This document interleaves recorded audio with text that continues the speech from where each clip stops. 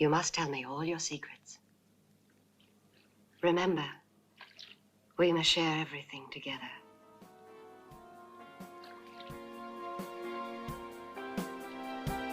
Everything.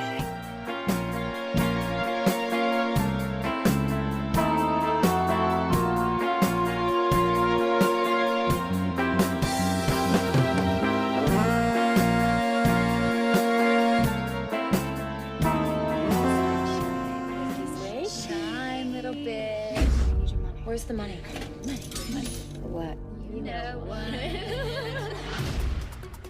All I know is I'm not gonna sit here another day. Spring break. How are we gonna get enough money in time? We're the only ones still here. Spring break. I'm tired of seeing the same thing. Spring break. It's our chance to see something different. Spring break. Just get that cash. Pretend like it's a video game. We can do this. Spring break. Twisted fingers in the club, I'm a yawn. I got them yawn. Down, I hide your body part. My pants sagging low like a We're in a magic place, y'all. You can change who you are, y'all. Bikinis and big booties, y'all. That's what life is about.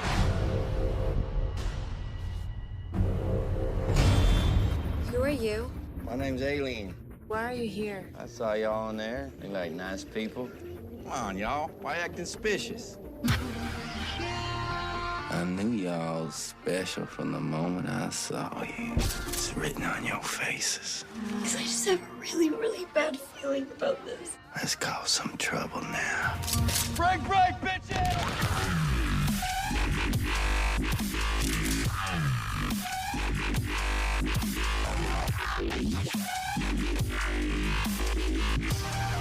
I got my dark tannin oil. Lay out by the pool. This is the American dream, y'all. Spring break. Y'all want to die tonight? Spring break. Get down! I'm scared, aren't you? Spring break forever. Spring break forever, bitches.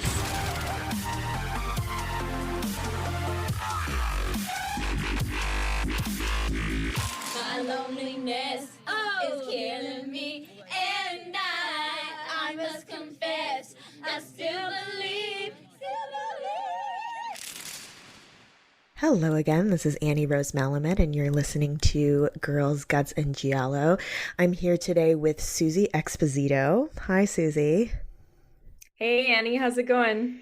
Good. I'm excited to talk about this weird movie. I haven't talked about a film on the podcast yet from the 2010s, so I'm pretty excited to dive into something contemporary that I was actually sentient and conscious for when it came out. I actually saw it in theaters, and that movie that we're discussing today is Harmony Korine's controversial 2012 film Spring Breakers.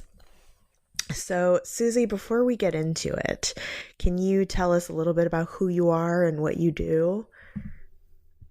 Yeah, I am a professional music journalist. I currently work at the Los Angeles Times, and I previously worked at Rolling Stone, where I founded the magazine's first Latin music section.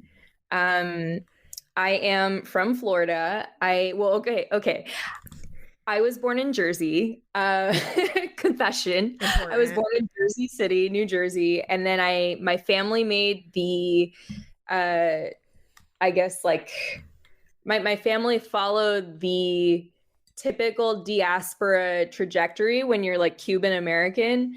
My dad's family arrived from Cuba to New York. They lived in Spanish Harlem, and then I think when I was like 3 years old, everybody moved down to Miami because they were like, "This shit sucks. It's cold." We can't live here." Also, they got tangled up with the mob, but I'm not going to get into that. Classic. As one does. But yeah, like they basically got into some shit in New York and relocated to Miami, and so I grew up in Miami. My parents split up and I moved to Jacksonville with my mom when I was in 7th grade. And so I would go back and forth between Jacksonville, which is it's like in the northeastern tip of Florida, and go back to Miami, which is the on the southern tip of Florida. Extremely different cultures, and I feel like where Spring Breakers takes place is St. Petersburg, which is kind of a blend of the two. It's it's on the Gulf Coast. Lots of Cubans settled in Tampa, but it's like St. Pete has like this, it's got the Spring Breaker energy, and then it's got elements of like Miami culture, which is very much about like excess and flashy neon everything, but it's also very Southern. So James Franco playing Riff Raff and just like having the thickest like Florida Southern accent was it was just like a cherry on top. And I saw Spring Breakers for the first time in a movie theater with my partner at the time and a friend from Florida, from Jacksonville specifically. And we saw this movie in Brooklyn, and everybody, we were in the Court Square Theater, and like the theater was full of people who I think went in expecting Girls Gone Wild, and then they were sorely disappointed. Like they were looking for Girls Gone Wild in the like really, I don't know, like sexy way. Right. Sexy in a way that like validates like straight men. But they weren't looking for Girls Gone Wild in a way that's like actually like women shooting people and getting away with it. So and Harmony Korine plays with that expectation, obviously. It's absolutely. Like a giant troll. I mean, Harmony Korine is like one of the original trolls. Like totally.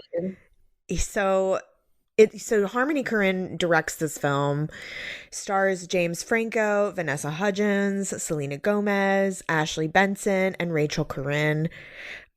Gomez, Hudgens, and Benson and Korine portray 4 college-age girls on their spring break in Florida, where they meet an eccentric local drug dealer, Franco, who helps them in a time of desperation and their eventual descent into a world of drugs, crime, and violence.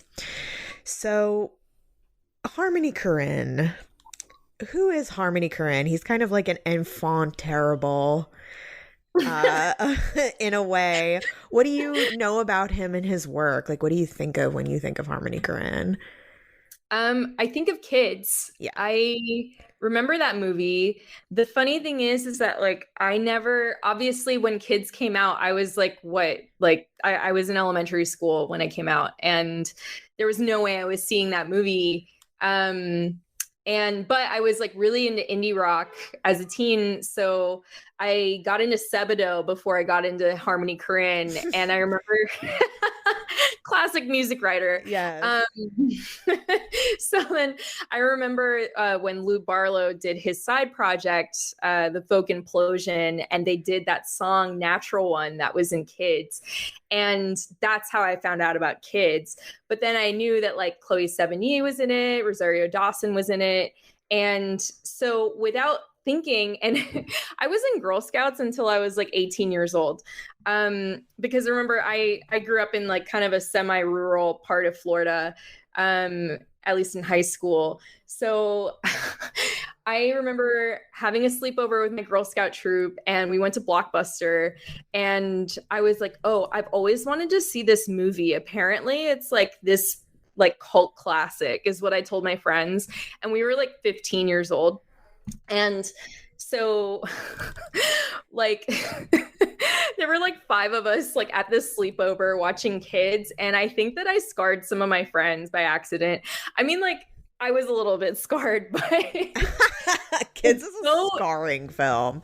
It was a scarring film. Like I watched it in middle school, and I was like, what the fuck is this? Wow. Yeah, but I was also like, obviously what I do now relates heavily to this. I was like already on that tip of like edgy, controversial films. And Kids is interesting because it's directed by Larry Clark, written by Harmony Korine. So you get like both of these. I mean, they're very similar artists. Yeah. Like Larry Clark, and I do plan on doing Kids on the podcast one day. Maybe you can come on for that.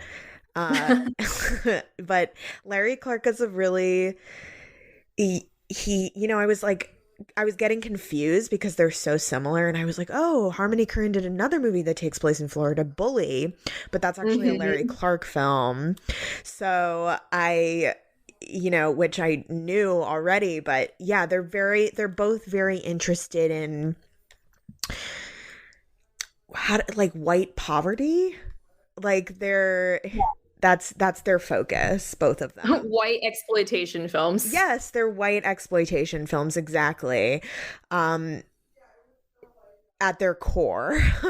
And like, I think the movie that Harmony Korine did previous to this one was actually Trash Humpers.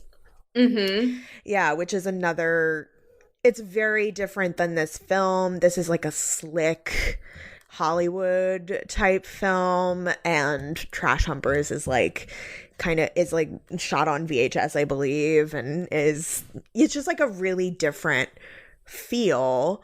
So I knew what I was getting into when I saw this in theaters. I was like, okay, it's a Harmony Korine movie, so I kind of know what I'm going to get into. But I think a lot of people who were unfamiliar with his work just kind of saw the previews, like you were saying, and went in and they were like, yeah, Girls Gone Wild. And I remember the audience reaction was like so shocked when I saw this in theaters. Absolutely. It was the same in Brooklyn. Right. Yeah, and I think I saw it in Manhattan at the time. And yeah, people were shocked.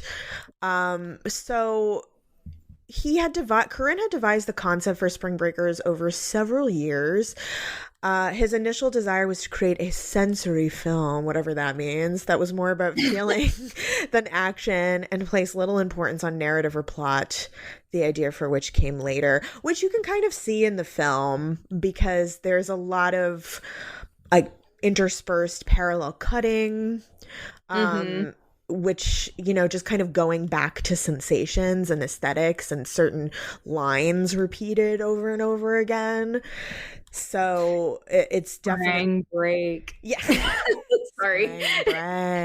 Spring break.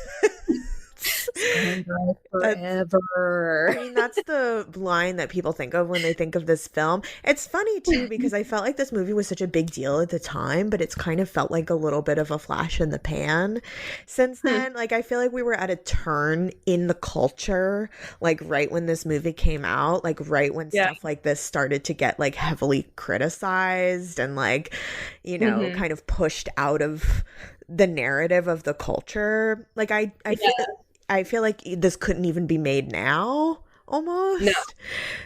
And it was only 2012, which feels like yesterday to me, but was actually like 8 years ago. So it's, I can't believe how long ago that was, actually. Yeah. So there was The Second Coming was announced in 2014. It's probably never going to happen. No. Jonas Akerlund was attached to direct with Irvine Welsh, the sequel, without the involvement of Korine or the original cast. I don't think that's happening. So I want to take a moment to talk about each of the actresses and their careers. I feel like you're going to know about this a lot more than I do, actually. The Alliance of Women Film Journalists Awards granted all 4 actresses the award Actress Most in Need of a New Agent for this film. So, oh God, I feel like the criticism that was swirling about this film at the time was that it was like misogynist garbage, right? Right. And Harmony Korine specifically chose actresses that we know from family-friendly type projects, right? Yep. So Ashley Benson, who plays Britt, was on Pretty Little Liars. Rachel Korine is Harmony Korine's wife. Never seen her in anything. I'm just gonna say, didn't even know she had a wife who could act. And I mean, I guess she's so young too. Yeah. Which really weird, but yeah. Selena Gomez, who was a Disney star, and Vanessa Hudgens, who was on High School Musical. And I feel like the last I heard about her was her COVID controversy, where she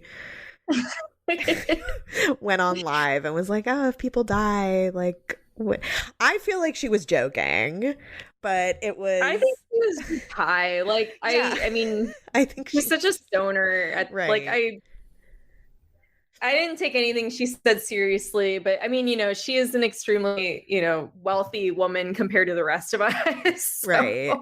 It's not like, I don't know. It's not like I was expecting Vanessa Hudgens to have, this clarity on a pandemic and what to do about it. Right. I wanted to hear any thoughts you had about the choice of these actresses, particularly Selena Gomez, because I know that you've written a lot about her. Yeah, I recently interviewed her, and I think that one thing that struck me about her casting in this movie was, I mean, just the fact that she even auditioned for this movie is wild to me. At the time, her mother was her manager, and her mom was like a stage mom for a long time. Like, Selena Gomez used to do pageants in Texas, and like her mom was there with her through the Disney days. And Selena was also like kicking off her music career. Like, I think that this was part of a concerted effort to help her break away from like her Disney past. Yes. Because, I mean, she had no problem getting roles in kids movies because that's what they'd known her for, up to that point. And I guess at the time that she did this movie, she must have been like, she would have been like 19 years old. So it was time for her to be a little more grown. But I will say that she fired her mom as her manager after doing this film. She hasn't said why. But her mom's not a manager anymore. I'm like clutching my pearls. But yeah, she did talk about in an interview like very long ago, probably like around the time that the film came out. She did talk about it because a lot of people were shocked about Selena Gomez doing this. But yeah, she said that her mom was like all for it. Her mom encouraged her to do it. I mean, apparently they watched Kids and they knew. I don't know if they watched Gummo, because that was like, I feel like Gummo was also an extremely challenging film. But yeah, like I think that this was part of Selena's debut as an adult. Absolutely. And the press at the time posits as much, right? Like there's a lot of comparisons to Miley Cyrus. And like those, both Selena and Miley Cyrus, like breaking out of the Disney mold. Even James Franco says it in an interview. So what I found interesting was like a lot of the press focused on James Franco and not these four women. They weren't really interviewed much for it. And so most of the interviews I found were with James Franco, but he talks about the actresses and he talks about how no one would expect Selena Gomez to do a movie like this.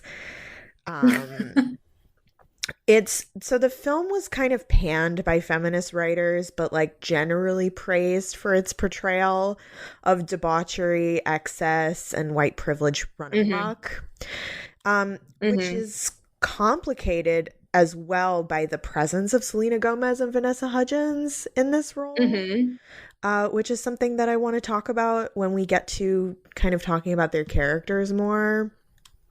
Yeah, definitely. So James Franco's performance was praised for embodying white rappers like Riff Raff. If you don't know who Riff Raff is and you're listening to this, please take a second to look him up. You'll see exactly the how close it is. Riff Raff announced in July 2013 that he was going to sue the creators of Spring Breakers for $10 million for sampling his life without his permission. But nothing came of that.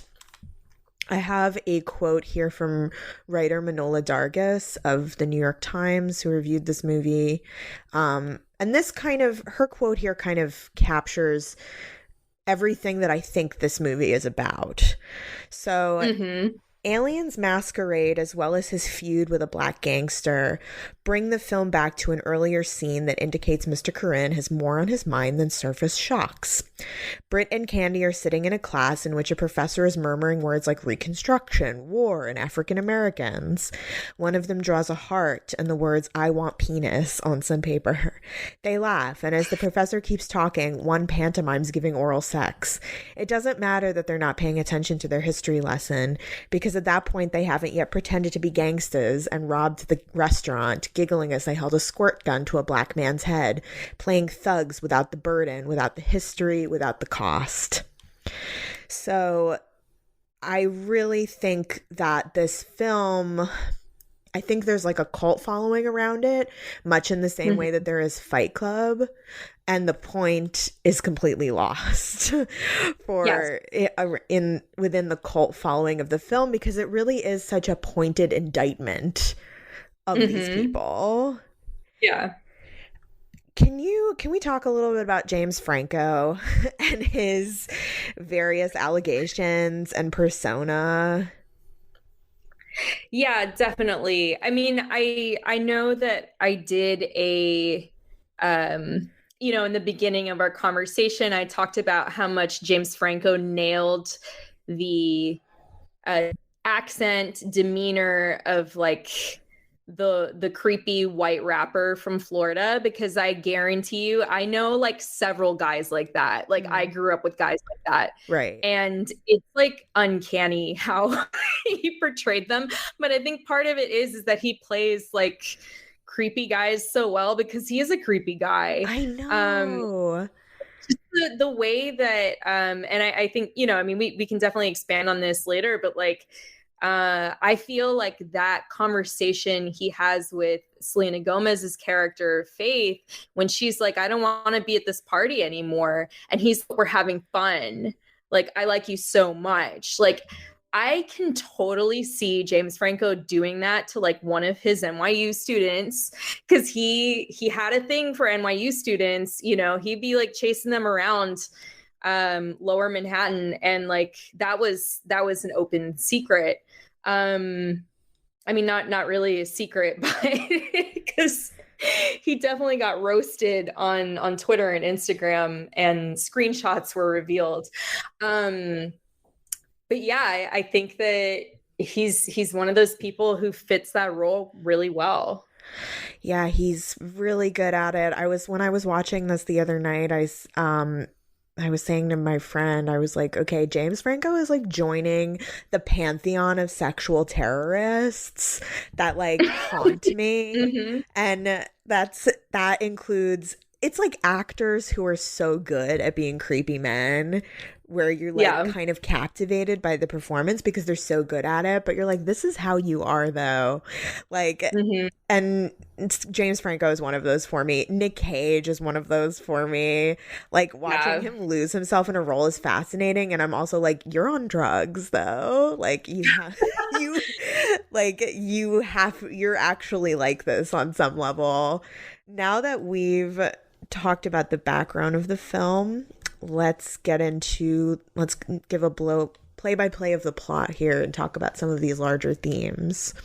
So the credits even define the visual look of the film. How would you describe the look of this film? The cinematography. It's basically it harks back to those like old Girls Gone Wild commercials from like the 90s and early 2000s, where it was but uncensored, because I think here you see everybody's boobs, right? You see ass everywhere, and there's no censorship here. Tiny little white butts.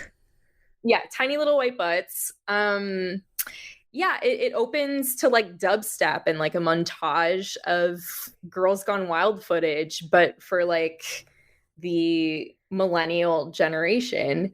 And it's like, people doing keg stands and stuff like that. And I think that it was supposed to start like that.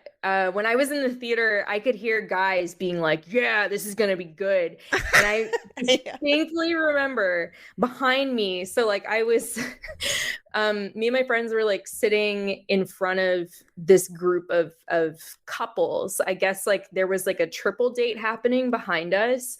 And it was these straight couples. And one of the guys who at first was like, yeah, like I already love this movie.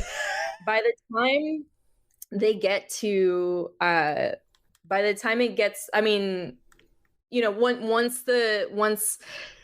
Alien and the girls start like robbing people, and then like it gets really dark, or it gets even darker than it was before. He's like, oh no, I thought this movie was going to be cool. This is not cool, Oh my God. Yeah. So Harmony Korine is such a troll. I think that's just the best way to describe him. Oh yeah. I mean, he totally pulls the rug out from under you with this opening. It's like you get like the really like fun text too in the credits, like this very like neon, the whole movie is like very neon, like candy coated aesthetic, and we get like this crazy fantasy spring break sequence of like all of these white college students having raucous fun. There are I really feel strongly that this is a movie at its core about whiteness. So while there are some people of color in the fantasy sequence, it's really mostly white college students partying on the beach to Skrillex. And I was like, oh God, remember when people listened to Skrillex? How did I make it through that? And how did we do it? I remember him from his Screamo days. When he was in From First to Last. They were from Florida, and then what happened was they hooked up with Skrillex, who was from LA. Okay. Who joined a band from Florida, from Tampa. Well, the Florida to LA pipeline is tried and true. Yeah. Obviously. Yeah. Both like extremely excessive neon environments. Yes. And this contrasts directly with the next scene, which is like cut to hungover college life. There's My Little Pony in the background. My Little Pony features heavily in this film. And Vanessa Hudgens hitting the bong. So what is the feel that you get from this college setting, the campus? What do you automatically think when you see this? I think that they definitely nailed I feel like the environment is definitely a character in the movie. I don't think you can really set any movie in Florida without Florida being a character, because it is a truly one-of-a-kind place. I do like I love the scenic views of like the sky, because Florida sunsets are like there's nothing like it. It just looks like everything's the color of like sherbet. So there's that, but also like Florida most of Florida is like pretty depressed. It's beautiful, but especially in the Gulf Coast, and I have relatives from here who, unfortunately it's like I have family from there who became addicts, because it's just like such a common thing. Over there. Everywhere in the United States, but I feel like especially in the Gulf Coast, where like these economies rely so much on tourism. I have a lot of friends who went to college there. I personally went to college in New York. So I didn't experience the Florida college experience. I had never gone on spring break before. I'd never actually done a spring break trip because I'm from the place that people go to for spring break. And when I was actually in college, like, there was no fucking way I was going anywhere. I was working. So Same. Yeah. I feel like these girls, like, they could have done that and then they turned to a life of crime. Maybe we should have turned to a life of crime. Right. But instead, I was like nannying and like working Same. Food service jobs. I was like at my most boring in college. I like party more now. I feel like I was really, I was like in my head in the book working at that time. I was the same way. Like, I was all about, I hit the books. I went to a lot of protests, but for the most part, I was like working my ass off. So I wasn't one of those like fun, flirty college students. No. I was fucking tired and malnourished. Right. I mean, I know for myself, like I was there on loans and scholarships. So like the privilege of being there was not lost on me. So I was very much like, this is, if I'm paying so much for this, like I'm going to get what I'm supposed to get out of it. And I think with this college, the first thing that strikes me is like, this is not like an Ivy League school. This isn't like a New England, like tweed jackets, like walking across the campus. This is like a Florida State school. So a lot of the students who are there are kind of just there to put in a bid, like get the degree, leave. Obviously, these girls are kind of just there because that's what they're supposed to do. They don't really want to be there. So the first voiceover we get is of a professor discussing the civil rights movement. And he's talking about African American people post Reconstruction in the South claiming freedom and liberty. And like Manola Dargis says in her review, the girls in class, Britt and Candy, are completely not paying attention to this at all. And it's their history. It's Southern history. Right. And go ahead. I think that they went to school. Okay, so this is where the movie does get confusing. I think that they were going to school in Kentucky. Okay. And because I think it's Candy who's wearing a Kentucky sweatshirt. Okay, good to know. And so then you realize, like, in the youth group that Faith is a part of, like, her friends tell her to watch out in Florida. They're like, you better pray when you're in Florida. Like, right. They give her this monologue. So they go to school in Kentucky. And the thing is that it's like, even someone like Faith, or I mean, the thing is that none of these women are coded as anything but white. Like, we don't get into, even though Vanessa Hudgens, I believe she's like half Filipino, and Selena Gomez is half Mexican. Like, neither of them, like, we do not get this dimension in the characters they play in Spring Breakers. But both of them would definitely stick out in Kentucky.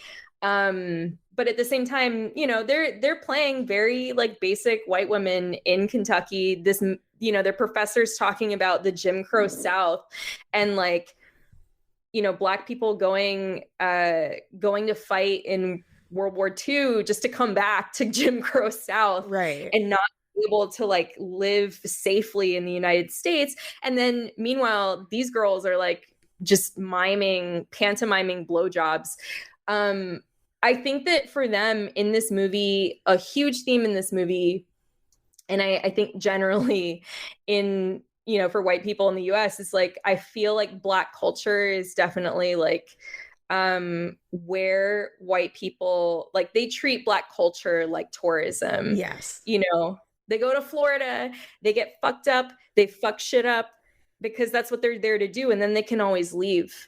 And yes, it's the same. I think white people interact with Black culture and generally, I think like cultures that are not for white people, like whether it be like certain like Asian cultures or like whether it's like Latinx culture, like white people can go in and out as they please, and they don't have to deal with any of the repercussions that actually come with being a person of color. So these girls, you know, and also like, you know, the character Alien, like that's the thing that his nemesis, who's played by Gucci Mane, calls him out on, rightfully so. He's like, you're on my turf, but also like you were, you know, you were just like a white boy.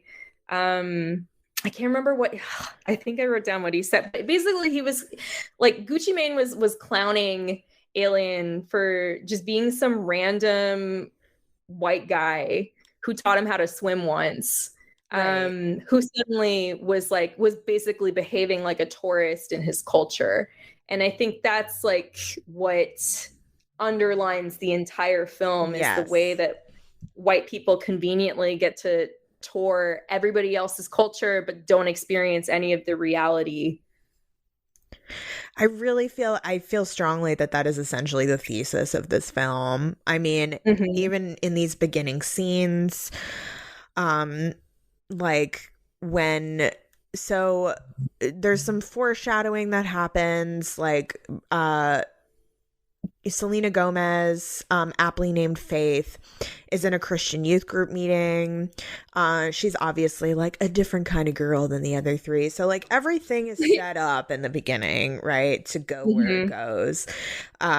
Brit is squirting water into her mouth in a water pistol that will come in later in front of a poster of Lil Wayne.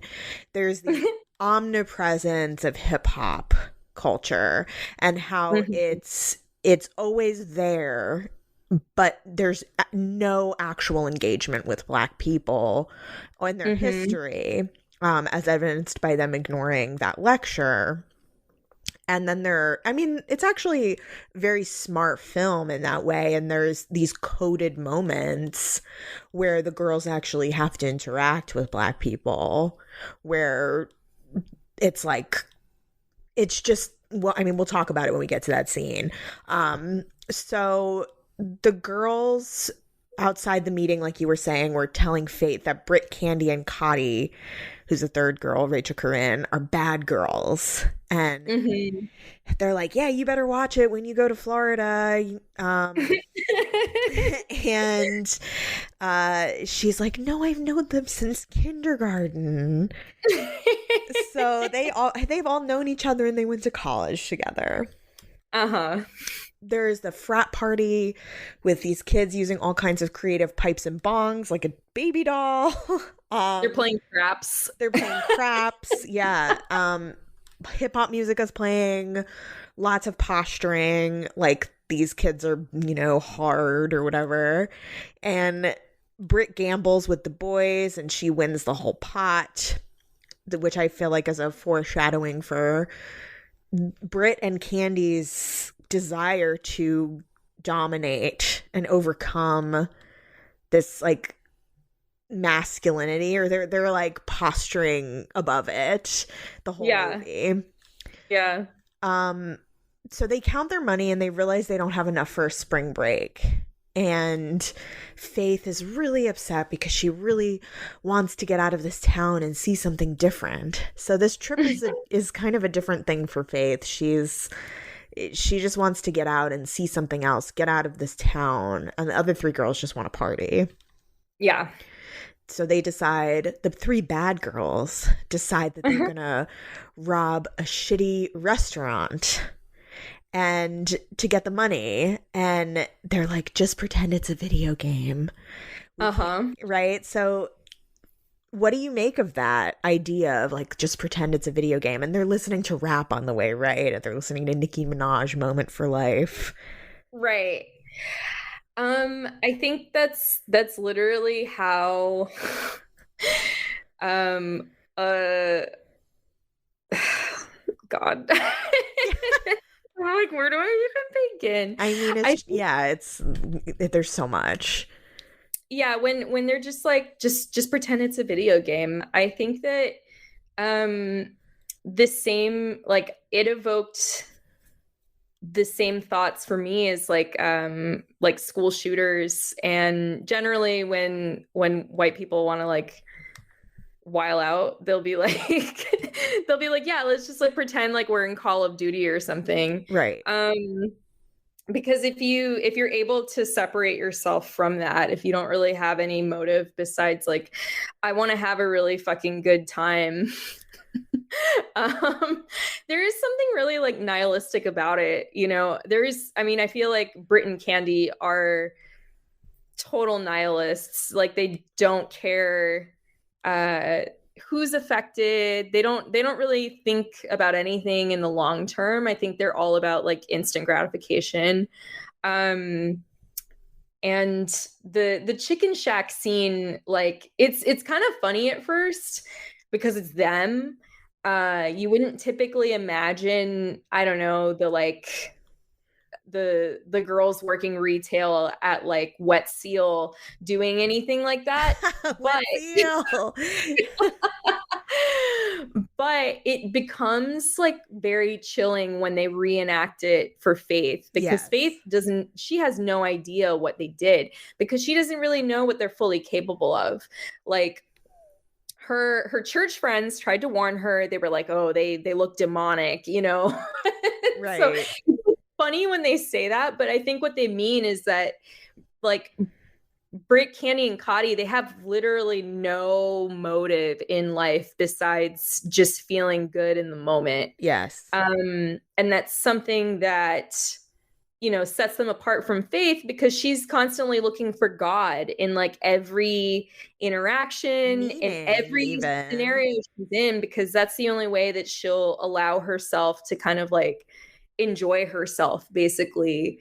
This was such a good role for Selena Gomez, I just have to say. I mean, she's really good in this role. I mean, when they're telling her about how they robbed the chicken shack, and we don't actually see them robbing it. We see it through the car window. Cotty is the getaway driver, which again sets up this dynamic of Cotty is kind of like along for the ride, but ultimately like isn't really as nihilistic as Candy and Britt.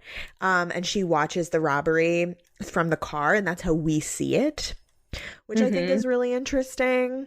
We don't really see the chaos of it until the end of the film. Later on in the film. And when they're describing what they did, Faith is so horrified, and her acting is really quite good in that part. When she is just like kind of the slow creeping horror of like realizing who she's dealing with. Yep. And then they also coerce her into taking a hit of the bong. Yeah. So Faith is like on a downward, she's on a downward spiral, and we would typically like watch her get destroyed if this were like a typical downward spiral narrative. But she's like, fuck no, I'm leaving. Like halfway through the film. So also great line, Vanessa Hudgens says, seeing all this money makes my pussy wet. Which everybody was cracking up at in the theater, which I feel like is it's so interesting. This movie like set the tone for so much common parlance these days. Like people just say that now. Like, I mean, like I said, this wasn't that long ago. It was like 8 years ago, but that we weren't celebrating women taking control of their pussy and money even 8 years ago. Like that is an extremely recent phenomenon, and I feel like this was part of that movement. So just to talk about what the overall energy of the moment was, in 2012, this was the year after I was on the organizing committee for both Slut Walk and Occupy Wall Street. What a time. What a time. I was definitely like a student of anarcho-feminism. So this shit was like, this was extremely my shit. Just seeing women with guns acting out, I was like, okay, I'm here for it. But but no, it's definitely more complicated than that. You know, I mean, I remember just associating any kind of feminist action with sex workers at the time was extremely controversial. Yes. I mean, Slut Walk was definitely like an imperfect movement. It was definitely criticized because, I mean, especially in New York City, like we had, I think there were 2 Black women on the organizing committee, and that was a failure of organization. I think that Slut Walk ended up like evolving into something way more interesting and like challenging of the culture when like Amber Rose like took it on herself and started doing her own Slut Walk marches in Los Angeles. But I think it's a movement that originally was basically like, yeah, like nobody deserves to be raped because of how they're dressed, but also like sex workers like deserve better. Sex workers deserve to be safe and to like live safe lives. And that was so controversial just for openly sexual women to also argue that like we deserved to live safely was something so hard for most feminists to stomach. So a movie like Spring, and we're experiencing a huge backlash. I mean, yeah, it's true. No, we're going through, I mean, it's a continuation. It's not like we can even split these up into really nice and neat eras. But I just remember how much shit we got for saying that. And I think about Spring Breakers and how many feminists, you know, wrote negative things about it. And I think that, you know, on the one hand, it was supposed to be, a lot of it was like, I think the hard part for me after seeing it, the thing is that I enjoyed it when I saw it. Same. And at the time I was like, I was like a lesbian. I was like, I'm not ever fucking men again. And then my partner transitioned. So, but no, at the time I was like, no, I'm absolutely not fucking with guys again. And there are moments in the movie that are set up for, you know, women to feel uncomfortable viscerally through the experiences of girls like Faith and Cotty, you know, who ends up getting shot midway because she just goes a little too far. Yeah. Well, I feel like with the criticism of this, white women, as per usual, were not ready to reckon with their own foolishness, their own cultural tourism. Totally. And their own privilege in being able to be a slut so openly. Absolutely. And yeah, it's so much more complicated than that. I feel like we're more ready as a culture to analyze this film than we were when it came out. I mean, I always think things need like 10 years to percolate anyway, before we can really understand the impact of it. And I really think that this film was so inspired and heavily using like Tumblr culture aesthetics at the time, and really set the tone. And even though I don't think it could be made now, it really set the tone for a lot of the aesthetics that we get coming out of this film. So the girls take a party bus. So you said they go to St. Petersburg. I don't know why I thought it was Miami. I think I just assumed. Close enough. Yeah, I think I was like, yeah, it's Miami. Everybody goes to spring break for Miami. Everybody goes to Miami for spring break. So, but it's actually St. Petersburg. And Faith gives this voiceover about how this place is special and spiritual. And it's like there's this voiceover contrasted with this montage of just like total debauchery. That's like really funny. And like you said, she needs to be able to find spirituality and specialness in things to enjoy those things. I mean, she's actually searching for some kind of meaning in what happens. And the other girls are just, you know, like you said, they're just living in the moment. Yeah. I feel like this montage is like what every music video looked like in 2012. Yes. And now this is when we first see James Franco playing riffraff type white rapper named Alien. He performs for a rapt crowd of white college students.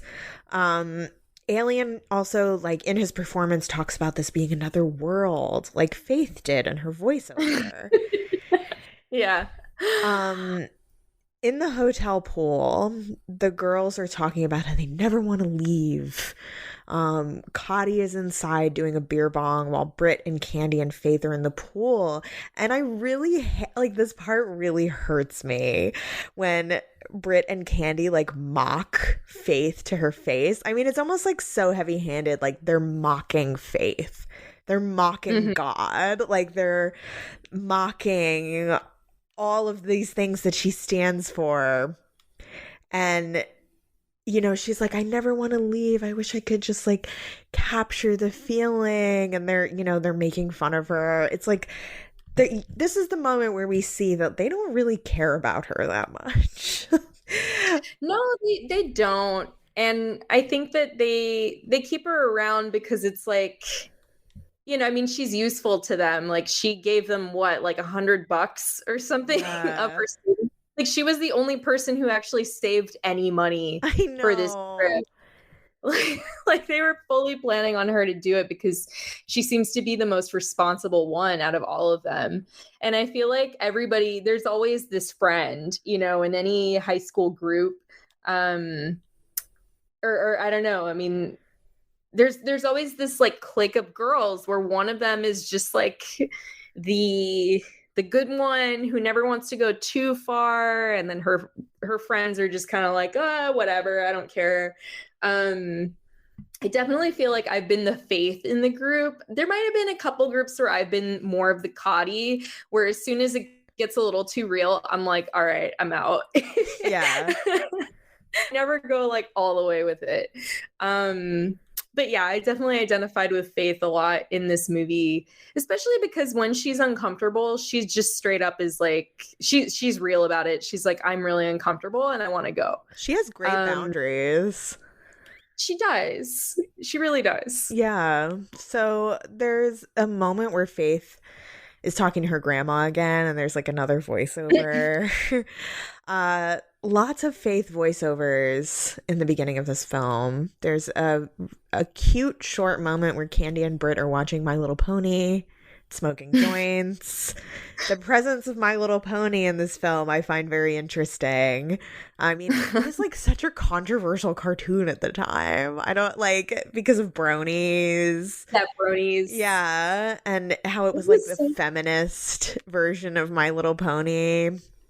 But they're still very much young girls, I guess is what it's getting at here.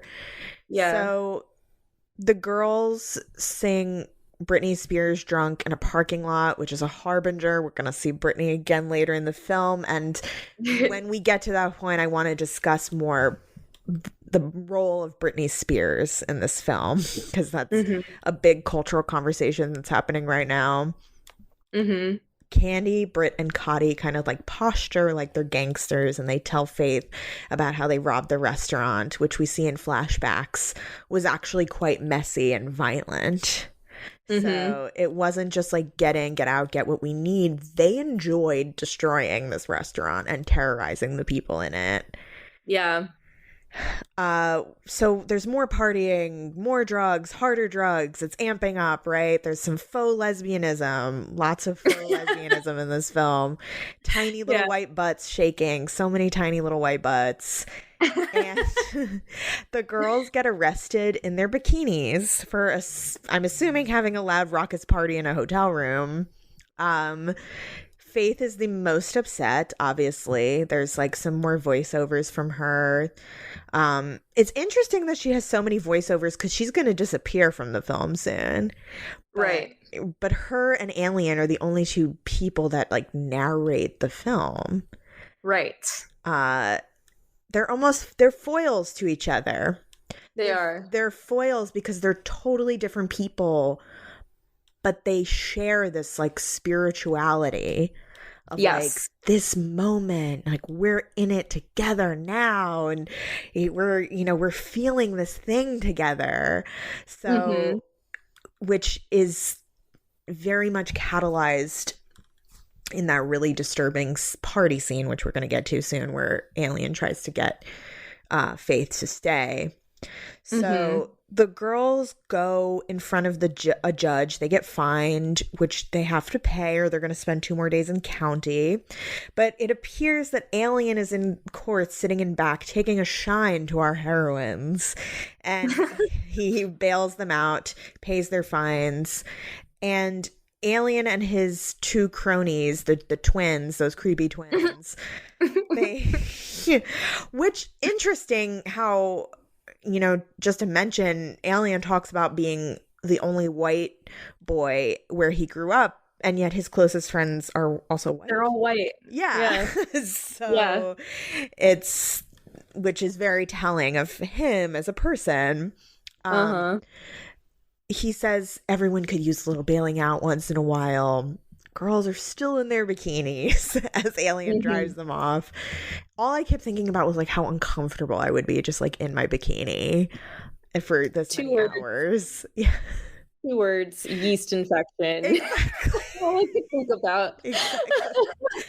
And they're so, but it's also like really funny because it illustrates how this constant party atmosphere. Yeah. So he asks them if they've been arrested before. The girls are like enamored of him. Faith is totally unimpressed. He talks, there's like one moment where he's like talking about the twins and he's like, watch out for them, they're into double penetration. There's just like there's a lot of nothing that happens in this film until a lot happens. A lot of it is just like really funny dialogue like this. I also have this quote here. He's like, maybe I'm answering your prayers. You look 15, but you're pretty. You're all pretty. Which is just really creepy coming from James Franco. So creepy. Yeah. Oh no, he really eased into this role. I mean, and even later, like Gucci playing Archie is like, you're hanging out with kids? Like, right. Yeah. Like, what's wrong with you? Yeah, Archie like really roasts him, and it's good because it's something that he does. It feels like Gucci Mane just says all of this shit that like we're thinking. The viewer is also saying, exactly. Yeah. Alien shows off his guns. He talks about his sob story. I was the only white boy in my whole neighborhood. Look at all my shit. Look at all my shit. Yes. I got shorts in different colors. Yes. That scene. I got nunchucks. And he's like, I'm a G. So this is like where with his like cornrows and just like him posturing like this. God. He's like what you would call back in the day a wankster. Like, people don't really use that term anymore, but like that's him. Alien brings the girls to a hangout where we see not his closest associates, but like his people in his circle, people he knows, are all black men. So this is Faith flips out to the girls privately that she wants to go home, and I see this moment as like the girls being actually confronted with blackness. I don't see Faith. I don't see Faith as, I feel like this was like the last straw for her almost. It was having to be around so many black people. That was her last straw. Yeah. And that's kind of it's interesting because you see that in that moment and that kind of makes you dislike her. And then but you also, so we're inclined, I mean, like while I was watching it, I even found myself inclined to have less sympathy for her because of that. I was like, oh my God, girl, like get it together. Like she's like crying. She's, you know, and the other girls are just kind of like, wow, like Black people, which is not a great reaction either. Right. And it's like there's the fetishization versus the fear catalyzed in that moment. And Faith, you know, she's like, I really want to go home. And this is when Alien and Faith talk. And he's like, she's like, I don't like where we're from. So I thought if we came here, we could be free and have fun. And he's like, well, we are having fun. Like, just it's like he's ordering her to do it. And like I think a lot of us, if you've been around men, you know exactly what the dynamic is. Like if they say that you're having fun, then you better be having fun, because if you're not, you're in trouble. You know, your night is about to get, or your day is about to get a lot worse if you're not having fun when they say to have fun. But at the same time, you know, like I think Faith obviously is very uncomfortable being around Black people, but she's also uncomfortable because it's like she's getting all the attention. Like Alien fixates on her because he thinks of her as somebody to convert. The way that he's like a cult leader. He immediately identifies her as the person that he needs to convince. And I'm sure that, like, you know, her pastor, or even like she's been one of those people, like say if we're in this world of spring breakers, like Faith and her youth group probably have gone about it the same way, where they identify the one like non-believer and they just like try their damnedest to like convert them. And so in this moment, Alien is trying to convert her to his influence, basically, because he doesn't have to convince the other girls to like go along with him. Like he knows that they're there just for fun, but he identifies Faith as someone who's not going to, you know, acquiesce to whatever he wants to do. So he like asks her to go and play pool, you know, all eyes are on her. Right. And then a man asks to like go to the back of the house with him. And she's like, oh, fuck no. And then she has this like meltdown. So it's several things happening here. And I think that the other girls, they're just like so invested in being chill. Even though you can tell that they're visibly like, we've never been in a situation like this before. Exactly. But they're trying so hard to be cool. Faith has no interest in pretending to be cool. She's, you know, and they're, you know, she's always like, even my instinct, I was like, oh, there's always the one bitch who can't hang, you know, like there's always the one girl who's like, I want to go home. Yep. And but at the same time, you know, they're kids. Like she's right. Like they came here to have fun with each other. I can sympathize on either end too, because I've been the person that's like, oh my God, girl, chill, let's have fun. And I've also been the person that's like, I didn't come here to hang out with boys. I came here to hang out with my friends. Like, yeah, exactly. So I get both ends of it. I think it's just actually a really brilliant scene now that we're talking about all the layers to it, because there's this racism element, and then like there's also the fact that we have sympathy for her despite this, and yeah, there's just, because Alien is a predator, so, and we see that as adults watching this who know what that looks like. So yeah, there's just a lot of layers, a lot of racialized, gendered layers to this scene. So he keeps saying like, I like you so much. Ooh. Yeah, you can go home, but your friends are gonna stay with me. Like, ooh. So the girls send Faith home. Thus ends this chapter of Spring Breakers. So this is when the girls become like sort of a polycule with Alien, where what's also really funny, he's like rhyming at them on the pier. They don't really speak. Like, it's poetry in motion, y'all. What he's says. And they're all getting like touchy and flirtatious. He's like, what did I do to deserve this?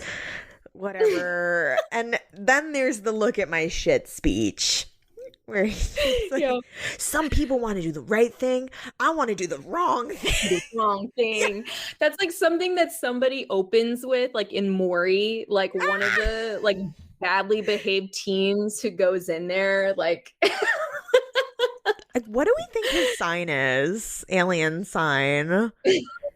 I'm getting a Scorpio vibe. I get like a Sag or Aquarius vibe, because I feel like if anyone is high on the smell of their own farts, it's like Sagittarius. Yeah. Yeah. Yep.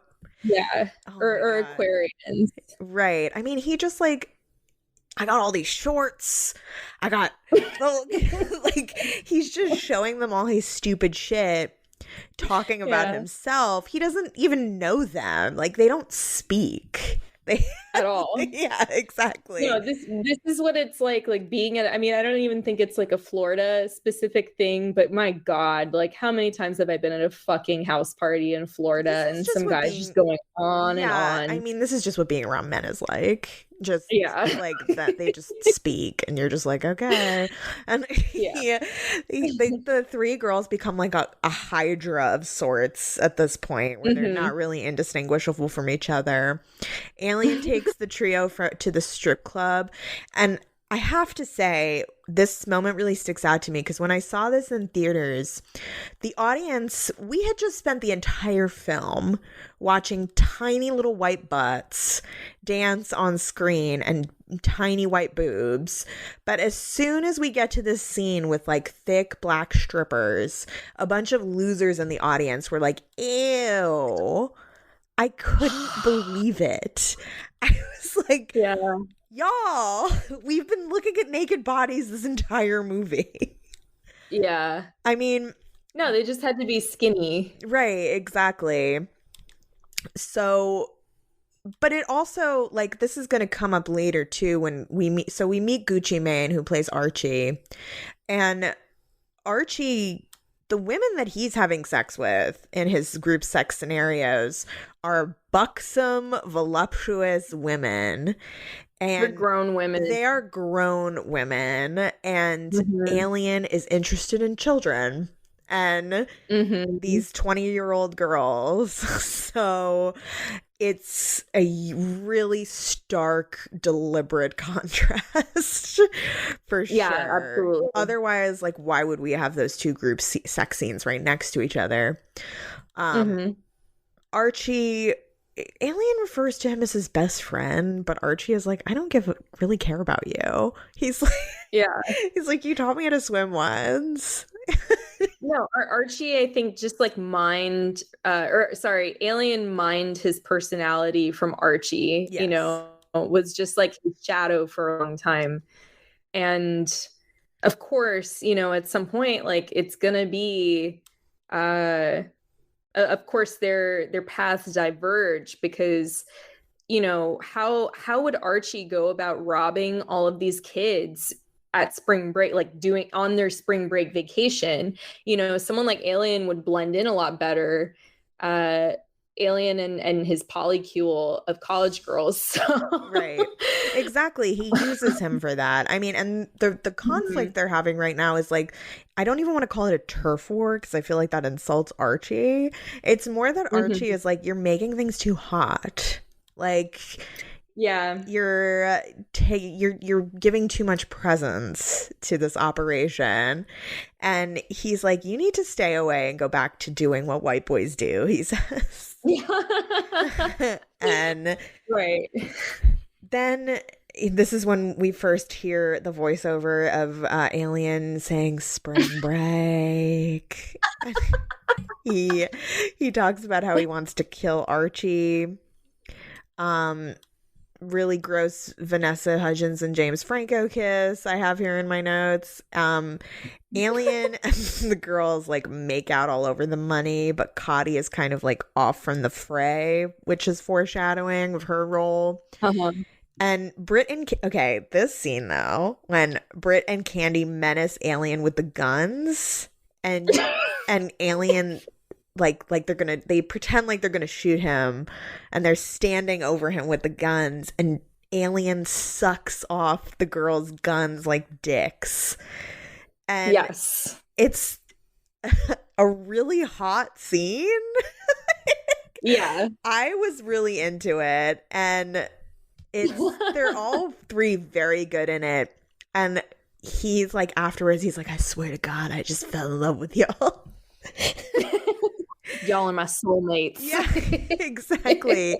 What do you get from those two characters from that scene, from Candy and Britt?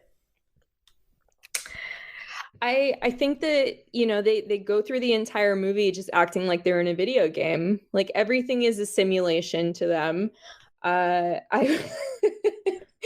It would be incredible if they'd ever if they had a copy of Baudrillard just sitting around in their hotel room or something. No, they pretty much treat everything like a simulation. And in that moment, it's once they realize that that Alien is already enamored with them, he thinks that they're harmless. We haven't really heard any complicated opinion come from them. They haven't really voiced any. No, they just let him speak and be crazy. They let him speak all the time, and then it suddenly comes as a shock when they finally wield the guns, and they're not holding those squirt guns anymore, but they treat it like the squirt guns. They think it's all play for them. And I feel like it's in the. I guess if you're heterosexual, then it's a really subversive scene to see a man sucking off a gun like he's sucking a dick. But at the same time, it is interesting. It's a very interesting way for them to play with this with these phallic objects. I realize that there are more words I can use to describe it than interesting. I feel like I'm in undergrad again, but well, I did just thrust this question on you. Tell me. No, but I do think in a way they are, they're playing with these more dominant roles, and it's something that they can't see themselves do in any other avenue in their lives. They're barely in college. They're physically there, but they're not mentally there. They have no plan. They're all about just getting what they want in the moment. And so in this moment, they just want to, I feel like what they do is they constantly test the boundaries, and they just keep pushing and pushing to see how far they can go, until the very end of the movie when they've really gone as far as they can. And I think, yeah, exactly. And what's interesting to that point about the dick gun scene to me is that it illustrates how not serious and how playful this is for them, while at the same time showing how dead ass serious Alien is. Because playing with the gun, holding it around is one thing. Putting your mouth on the gun is a whole other thing. He is in it. He is serious, and they're just going with it, and they haven't quite realized how serious this is yet, basically. Yeah. And I think that moment is a very interesting way of showing how serious Alien is about this. And even we laugh oh, the straights, this is subversive. But it's guns. Right. But it does read as subversive to me.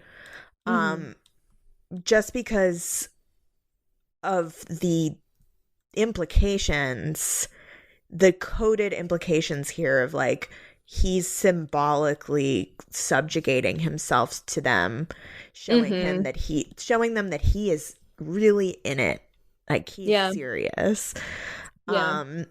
So they're a full-on polycule now, All right, so the scene that everyone talks about, where there's a piano next to the pool, and James Franco is playing the piano next to the pool, and the girls come out in matching bathing suits with sweatpants that say DTF on the butt, and pink ski masks and guns, and James Franco, they're like, talk about something and like play something inspiring or something. And James Franco is like, I'm going to play a little song by Britney Spears. I think she's the greatest voice, one of the greatest voices that we have. And he plays the sad Britney Spears song. It was called Every Time. Every Time, yeah. And he sings it. And then we get this, like, bleeds into Britney singing it, and we get this slow motion sequence of the polycule robbing people. Okay, Britney, what do you are the music journalist. What is Britney Spears's role in this film as a presence, as a musical presence? I think that around this time I had, let's see, I'm trying to remember when Britney shaved her head. It was in 2007, and I think I might have been in college when this happened, but I feel like this was the post Britney meltdown era when she finally was like, fuck it, like, I'm not posing for anyone anymore. I'm not smiling for anyone anymore. She just she did a series of like very impulsive actions, which I think ultimately, became like, I'm not saying that she deserved this at all, but what I'm saying is that they became like the reason for her to be basically kept on lockdown for the rest of her life, under her father in this like conservatorship. Conservatorship, yes. Very difficult word to say for some reason. But yeah, her conservatorship, like, basically it was like a sentence for her, and it was after this string of volatile actions that she took, like driving around with her kid in the front seat, people framed her as like, losing her mind, but ultimately, she was also sick of just her privacy constantly being invaded at all times. Like, she didn't have any privacy.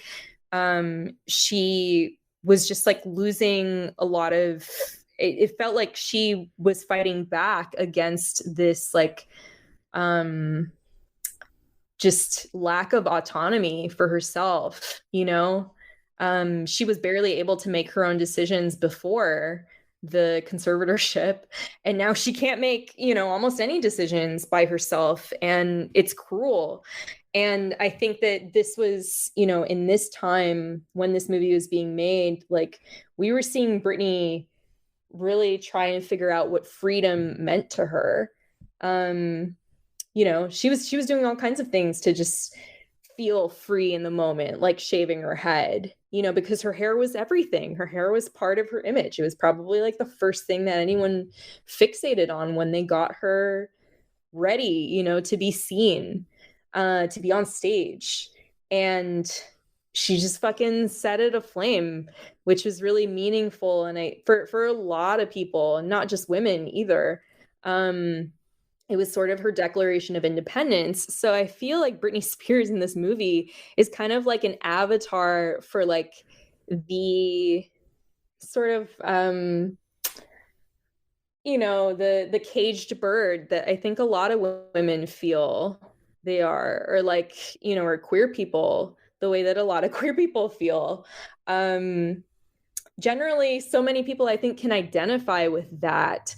So here, they love Britney Spears, and I think that she just serves as this sort of like, they kind of channel that spirit, granted in a more like criminal way. Right. But it's like but that yeah, over it, like fuck it kind of thing. Yeah, exactly. It's that fuck it energy that they're really going for.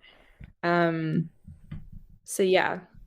Yeah, I mean, it's very much because we don't see Britney Spears in the film. We don't even see an image of her. At all. It's very much symbolic. It's what she represents more so. And exactly. when they're singing Baby Hit Me One More Time earlier in the film in the parking lot, that's more of the Britney era that they grew up with, of, you know, like fun pop star Britney, and now they've transitioned into fuck shit up Britney. Yes, exactly. Archie discusses with his people that Alien is bringing too much heat on them and he needs to take care of him. So Archie stops Alien while he's out driving. He's like, where the fuck have you been? I haven't even heard from you. He's with the girls, and Archie shoots at them, hitting Cotty in the arm. Lots of slow motion. The music reminded me a lot of the Neon Demon, actually. I didn't actually look it up, but I wonder if it's the same composer.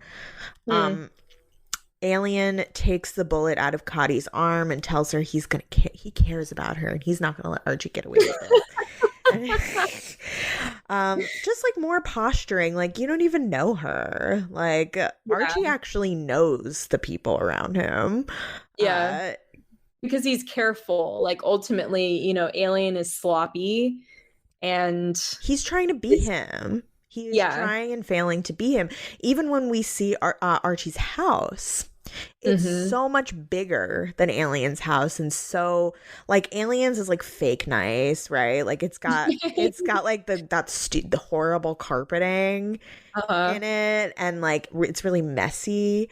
Whereas Archie's house is like actually nice because he's really about that life. Like he's really about stacking his wealth and protecting his people. So Cotty cries in the shower, slow motion with an orange filter, and a lot of this movie is like purely vibes. And she's like, spring break's over, she wants to go home, she's done, it got too real for her.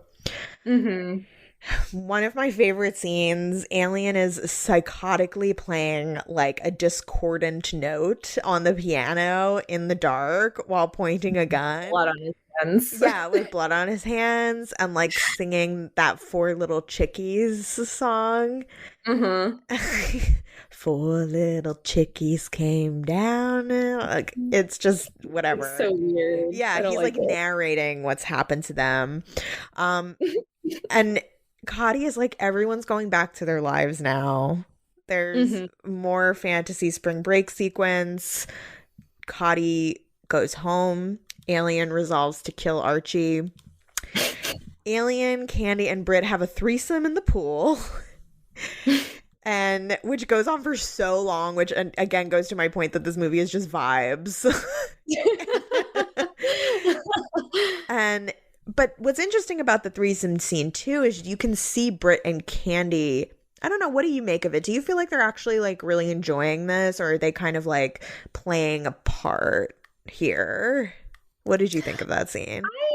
I feel like Britt and Candy, I feel like they're probably like, they probably think of themselves as like the same person, you know? Right. They have one of those like intense friendships where they operate as like a unit. I mean, you rarely see one of them without the other. And, you know, I don't know, they could be in love with each other. They could just be playing around, like, they but seem at the same very time, in love with each other in this scene. Yeah. But I don't know. I feel like we all know like straight girls like that, though. Like there's always some, you know, pairing of straight women who are just like inseparable. And I mean, even, you know, they even share this guy. They become his twins, like his twin goons eventually, but they're just like doppelgangers. Yes, exactly. The twin goons foreshadow them. That's a really good point. They absolutely do. And yeah, I mean, it's kind of like it's not as deep as like, oh, they use this man to like be able to express their love for each other. I think it's more what you're saying, where they really don't see themselves as separate people. Like they have an intense enmeshed relationship. So meanwhile, Gucci Mane is also having group sex. Where he said something so funny that I had to pause the movie and cry laughing, because he's like, this woman is like riding him and he's like, feels like you're playing piano on my dick, like you're playing Mozart. This contrast though of like it comes directly after this threesome scene, so it's obviously a contrast. What is the contrast here? Like, what do you make of it, if anything? I mean, obviously the women look very different. I don't know. It's like, I think it's just like, it speaks to the worlds that they occupy, you know, and Alien's all about like living this fantasy. Whereas like this is Gucci's life, or this is Archie's life, where he's just living it. Yeah, exactly. And it's also it's shot very differently too, and the tenor of it is very different. Like the last scene was very much like a movie cinematic, and this is kind of just like a Thursday for Archie. Exactly. So Britt and Candy call their moms, which I find this scene like very disturbing because I know the ending. And Candy tells her mom that she is coming home and she's going to be the best she can be, which we don't believe for a second. No. And then the polycule hops on a motorboat on the way to murder Archie. Archie is still living it up with babes.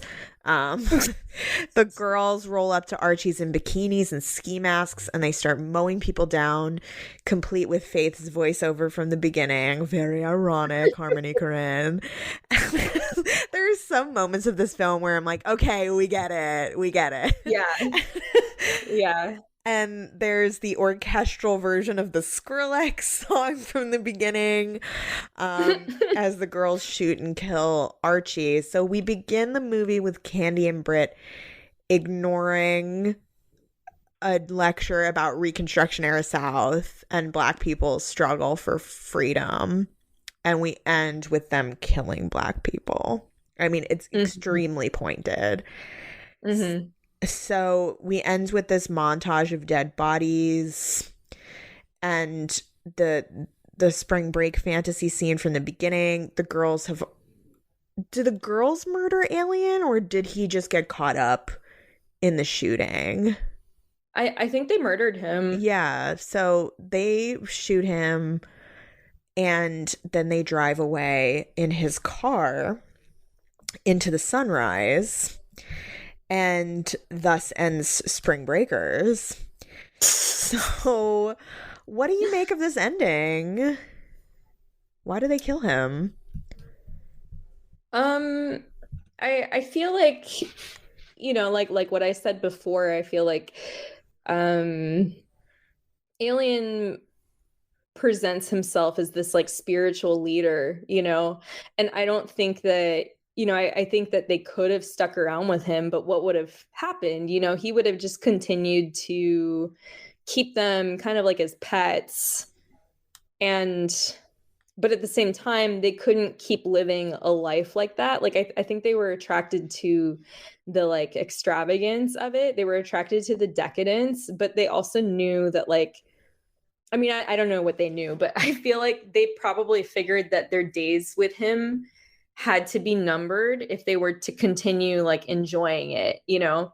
And at the same time, being associated with Alien, it's like Archie's people probably would have had them killed. Like they clearly didn't die in the car the first time Archie's goons like shot at them, or he had one guy who shot at the girls.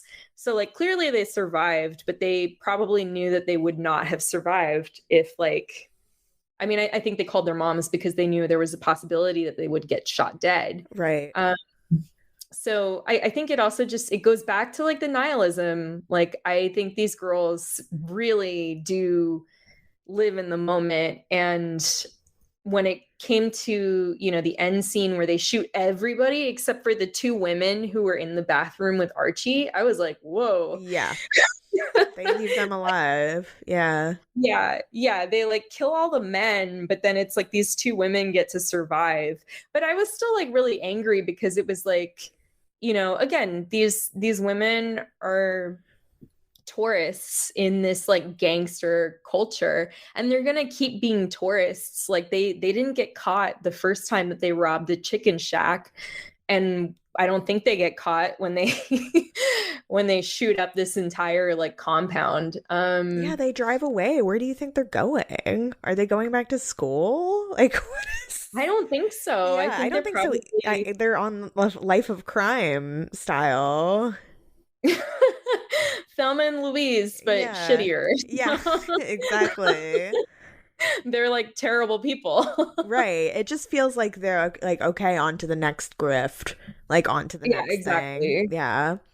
And they learned a lot from Alien, but they could only like learn so much. Right. They were like, all right, we're done with you. Goodbye. Yeah. And that's how they treat everyone. They treat people as disposable. They treated their two friends as disposable. They didn't care about their comfort or boundaries or anything. Yeah. All right.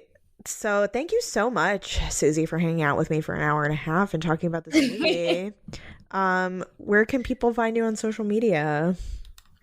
On Twitter, my handle is Hex Positive, and on Instagram, my handle is Bruja Core. Amazing. I've been a fan of you for a long time. I'm very excited to have you on the show. Please come back another time. And you all know where to find me, Twitter and Instagram at girlsgutsgiallo.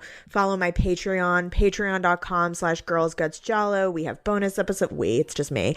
Bonus episodes, screenings, newsletter. And again, that's patreon.com/girlsgutsgiallo. And thus ends this episode of the podcast. I'll see you later, Susie. Amazing. Thank you. Thanks again for having me on and talking about Florida shit. Yes, absolutely. And one day we'll have to talk about more about goth shit. I feel like we still have that on the agenda. One day.